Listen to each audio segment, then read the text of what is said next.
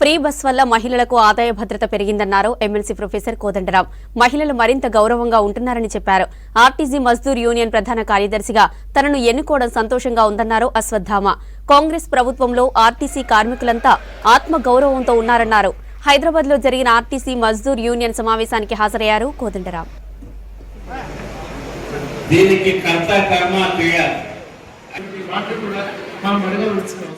ఉచిత బస్సు ప్రయాణం ప్రవేశపెట్టడం అనేది నా దృష్టిలో ఒక గొప్ప నిర్ణయం. ఆ నిర్ణయం వల్ల జరుగుతున్నది ఏంటంటే మహిళల ఆదాయ భద్రత పెరిగింది. చిన్న చిన్న పనులు చేసుకునేటువంటి మహిళల యొక్క ఆదాయం అనేది వాళ్ళు నిల్వ చేసుకోగలుగుతున్నారు. ప్రయాణానికి అయ్యేటువంటి ఖర్చులు లేకపోవటం చేత వాళ్ళ ఆదాయాలు పెరుగుతున్నాయి. వాళ్ళు మరింత గౌరవంగా జీవించగలుగుతున్నారు. వాళ్ళ ప్రయాణాల మీద వాళ్లకు నియంత్రణ పెరిగింది. అన్ని విధాలుగా కూడా ఈ నిర్ణయం వల్ల ప్రజా రవాణా వ్యవస్థకు కూడా ఇవాళ మంచి గుర్తింపు వచ్చింది తెలంగాణ వ్యాపితంగా. ఈ నిర్ణయాన్ని హర్షిస్తూ ఇందువల్ల ఇవాళ కార్మికులందరూ కూడా చాలా సంతోషంగా ఉన్నారు. ఆర్టీసీ కార్మికులు వాళ్ళు ఏమంటున్నారంటే మా పాత్ర పెరిగింది ఇవాళ సమాజంలో అని సంతోషపడుతున్నారు.